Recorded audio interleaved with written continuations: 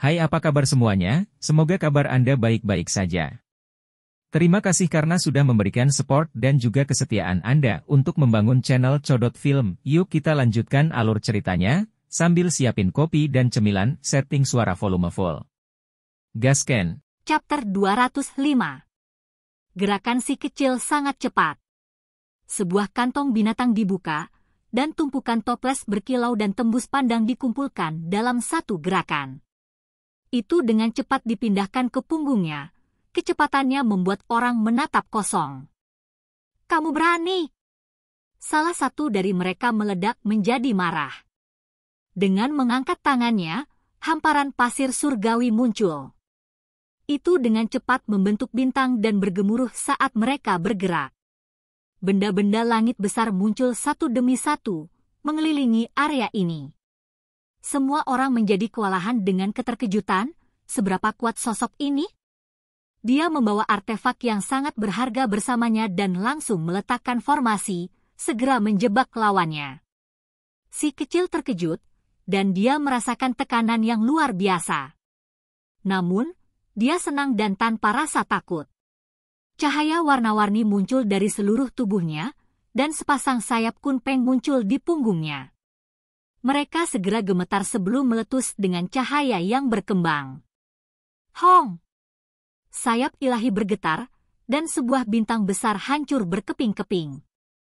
Dia sekali lagi menyerang ke depan dan menggerakkan sayapnya. Daerah sekitarnya terdengar dengan suara gemuruh kehancuran, dan bintang-bintang besar yang beredar di sekitarnya hancur berkeping-keping. Semua orang terkejut.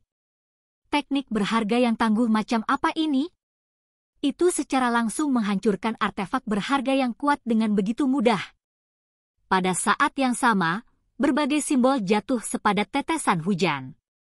Mereka sangat mempesona, dan seolah-olah kata-kata mantra ilahi terwujud di langit.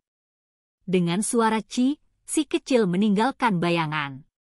Dia tidak terkena, dan dengan kepakan sayap kunpeng di belakang punggungnya, itu memungkinkan dia untuk melakukan perjalanan tanpa menyentuh tanah. Satu gerakan akan menggesernya 100 sang keluar, membuatnya terlalu cepat saat dia lolos dari pengepungan mereka. Anak iblis! Ketika dia berhenti, banyak orang terkejut. Mereka semua mengenalinya dan mengungkapkan ekspresi terkejut. Mereka tidak berpikir bahwa dia akan benar-benar datang ke alam dewa kekosongan dan membuktikan rumor itu benar. Dia masih hidup dan mencoba mencuri dari sarang harimau. Dia benar-benar datang ke tempat ini. Tanah awal segera meletus menjadi keributan. Banyak orang datang ke lokasi terkenal ini semata-mata demi melihat pemuda yang pernah membuat marah manusia dan dewa. Mereka sekarang dapat melihat dirinya yang sebenarnya. Setelah perang paviliun mending surga, kerangka menutupi tanah dan darah mati di tanah murni merah. Tidak banyak yang bisa bertahan, namun dia sebenarnya sama sekali tidak terpengaruh. Semua orang berdiskusi dengan penuh semangat, mengisi area ini dengan obrolan. Hasil ini bertentangan dengan harapan semua orang. Pada saat genting, dia secara pribadi melompat dan merebut seluruh tumpukan darah yang berharga. Cepat, kirimkan berita keluar bahwa bocah iblis itu muncul. Dia mengungkapkan dirinya di dalam Void God Realm, dan akan berperang besar melawan kekuatan besar. Kirim laporan ke Tuan Klan. Sebuah peristiwa besar akan terungkap di sini, dan keputusan harus segera dibuat. Kita harus melapor kepada sang putri. Dia paling menyukai jenis kegiatan ini, dan jika dia melewatkan ini, dia pasti akan mulai menyalahkan orang. Pergerakan segera terjadi ke segala arah. Informasi itu disebarkan secepat mungkin, dan tidak hanya Void God Realm yang terguncang, bahkan kekuatan besar dan negara-negara kuno di dunia luar menyadari hal ini. Jumlah orang yang memasuki Void God Realm melonjak. Orang-orang yang datang kemudian menderita, karena ada sejumlah besar orang yang bergegas menuju tempat awal. Jadi, bukankah saya mengatakan bahwa informasi itu benar? Kalian semua tidak ingin mempercayainya. Penatua koin berdiri dan kemudian tiba-tiba berteriak, "Kembalikan darahku yang berharga." Kakek burung berdiri dan bergegas menuju semua orang sambil berkata, "Untuk menghormati kesepakatan, kalian semua harus menukar dengan darah atau tulang simbol yang berharga. Namun, sekarang, mereka tidak ada di tangan kita." Siapa yang masih memperhatikan kata-kata sombong kedua orang ini? Mata mereka semua merah karena marah setelah melihat si kecil. Kelompok-kelompok seperti klan hujan dan 4 klan besar menyerang secara bersama-sama. Pada kenyataannya, mata anak iblis itu lebih merah daripada mata mereka. Jika bukan karena tumpukan darah berharga spesies kuno yang luar biasa, dia tidak akan menahan diri begitu lama. Terima kasih banyak kepada Anda semua atas hadiah yang luar biasa ini. Setelah menyambut saya dengan sangat antusias, saya pikir ini akan cukup untuk beberapa pembaptisan. Ini benar-benar berharga. Setelah mendengar kata-kata bocah iblis itu, sekelompok orang segera mengatupkan gigi mereka. Semua dari mereka memiliki keinginan untuk muntah darah. Mereka lebih suka membuang darah yang berharga itu daripada memberikannya kepadanya. Membunuh! Mereka menyerbu. Semua ahli dari berbagai klan bergerak secara bersamaan. Mereka membawa darah yang berharga, tetapi mereka tidak benar-benar akan melakukan transaksi. Lagi pula, itu semua hanya kedok. Apakah ada orang yang berani menginginkan barang-barang mereka? Namun, target secara pribadi datang dan langsung mencuri mereka, menangkap mereka sama sekali tidak siap. Semua orang merasa bahwa anak buas ini terlalu berani. Dia menyadari sepenuhnya bahwa sekelompok orang akan mengejarnya dengan persiapan yang cukup, namun dia masih menunjukkan wajahnya, dia agak terlalu berani. Suara cici menembus udara. Garis demi garis benang berkilau terjalin, membentuk tirai surgawi yang menyelimuti langit tanah awal. Itu adalah jaring yang berkilau dan tembus pandang yang sangat indah. Ulat sutra api ilahi! Semua orang berteriak kaget dan melihat bahwa itu milik salah satu pangeran keluarga Tuoba. Di tangannya ada ulat sutra merah tua sepanjang 1 inci, dan itu adalah sesuatu yang dia keluarkan. Makhluk yang terkenal di antara keturunan kuno. Aku tidak menyangka bisa melihat makhluk seperti ini. Banyak orang melebarkan mata mereka saat mereka melihat ke arah itu. Seluruh tubuh Divine Flame Silkworm berwarna merah seperti permata yang hampir transparan. Itu membawa kilau merah cerah, dan nyala api melingkari tubuhnya. Kelihatannya tidak berbahaya, tapi sebenarnya itu adalah makhluk ganas yang akan membunuh tanpa berpikir 2 kali. Sutra yang dimuntahkannya sangat kuat dan tahan lama, dan bahkan artefak berharga akan sulit untuk ditembus. Itu meringkuk dalam api, dan bisa membakar seseorang menjadi abu dalam sekejap, itu sangat menakutkan. Sutra api suci transparan menyebar seperti jaring saat turun, mengelilingi si kecil. Itu akan menangkapnya hidup-hidup. Mari kita lihat bagaimana kamu akan melarikan diri. Pangeran keempat keluarga Tuoba mencibir. Ini bukan hanya artefak berharga dari Divine Flame Silkworm, karena juga mengalami pemurnian klan. Ada banyak simbol misterius yang ditambahkan, membuatnya sulit untuk dihancurkan. Hong! Si kecil bergeser secara horizontal. Tubuhnya memancarkan cahaya, dan suara memekakkan telinga dipancarkan. Dia menahan sejumlah besar simbol dan menghindari jaring besar ini. Jaringnya tidak bisa dihindari. Itu bisa menutupi langit dan bumi. Kamu tidak akan bisa lolos. Pangeran keempat dari keluarga Tuoba berteriak. Ulat sutra api ilahi di dadanya melepaskan tatapan ganas. Cahaya merah melonjak dan lebih banyak sutra dilepaskan dari mulutnya, benar-benar menyegel area di depannya. Bahkan yang lain menghentikan langkah mereka, tidak lagi berani bergerak maju. Mereka menghentikan serangan mereka karena takut terjebak di dalamnya. Jaring besar yang padat dan cemerlang dinyalakan dengan nyala api yang besar, api surga yang meluap menakutkan semua orang.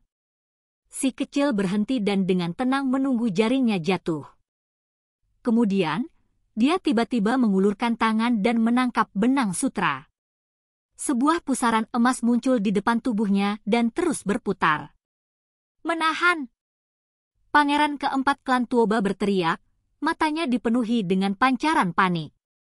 Dia tidak pernah berpikir bahwa lawannya akan begitu berani untuk bunuh diri. Mungkinkah dia benar-benar akan menghancurkan sutra api ilahi? Cahaya api terpancar, dan sutra merah tua yang cemerlang mengencang. Ia ingin mengikat si kecil dan memotongnya menjadi abu. Namun, pada saat ini, simbol emas di sekitar tubuhnya menjadi semakin menyilaukan. Pusaran itu berputar, menelan energi esensi dari segala arah, benar-benar melahap api. Ini, semua orang terkejut. Bukankah ini rahasia yang diturunkan dalam Raspeng? Berdasarkan pemahaman mereka, ini kemungkinan adalah teknik berharga Kunpeng. Ini adalah teknik riak spiral emas. Ini adalah teknik berharga dari Heaven Mending Pavilion, tapi yang dia gunakan tampaknya lebih menakutkan. Ini berisi rahasia Kunpeng. Seorang penatua ketakutan, dan ekspresinya sangat berubah. Weng. Pusaran emas memurnikan api, menelan simbol tak berujung itu dan menahan serangan sutra yang berapi-api. Sementara itu, kedua tangan si kecil ditarik dengan keras, dan dengan suara kaca, suara patah terdengar. Surga, apa yang aku tonton? Dia merobek sutra yang berapi-api. Seberapa menakutkan kekuatan ilahinya. Dengan tubuh seperti dia pasti bisa mengangkat gunung dan memindahkan lautan. Semua orang diliputi keterkejutan. Banyak orang berteriak kaget. Penampilan bocah iblis itu terlalu mengejutkan. Dia menghancurkan artefak berharga yang sangat kuat dengan tangan kosong. Kita harus memahami bahwa sutra itu sangat kuat dan tahan lama, sama sekali tidak seperti senjata lainnya. Dengan suara siu, bocah iblis itu berubah menjadi cahaya keemasan saat dia bergegas membunuh menuju pangeran keempat keluarga Tuoba. Ketika orang-orang melihat ini, mereka semua bergegas untuk menghentikannya. Alasan dibalik ini adalah karena mereka semua tahu bahwa bocah iblis itu tak tertandingi dalam keberanian di tempat awal.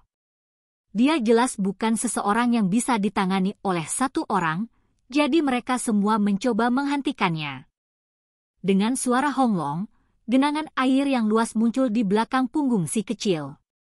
Gelombang sombong meraung seperti guntur, ombaknya sepertinya menenggelamkan langit itu sendiri.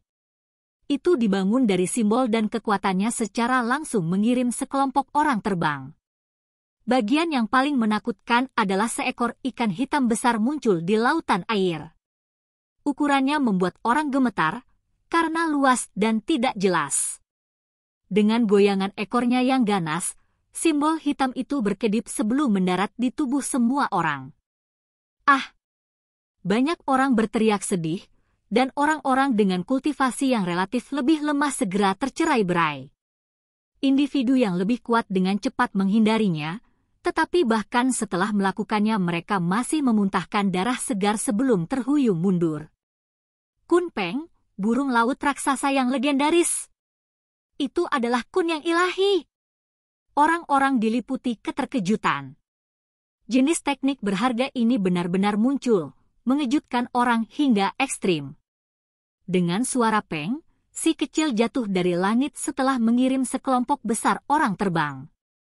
Gelombang laut bergulung-gulung, memenjarakan pangeran keempat keluarga Tuoba. Dengan satu langkah, dia menyebabkan orang-orang berguling-guling di tanah. Dia menangkap ulat sutra ilahi itu. Kamu, pangeran keempat Tuoba takut dan marah. Namun, si kecil bahkan tidak menunggu reaksi sebelum mengundurkan diri. Dia langsung berceceran, mati di sini. Bulu-bulu halus di tubuh semua orang berdiri. Seberapa kuat kekuatan ini? Dia bisa langsung menginjak-injak salah satu pangeran Tuoba sampai mati. Mati di dalam Void God Realm akan menimbulkan luka serius di dunia nyata juga. Kekuatan mereka akan mengalami pukulan besar, dan energi esensi mereka juga akan terpengaruh. Paling tidak, mereka akan membutuhkan beberapa bulan kultivasi diri sebelum pulih sepenuhnya.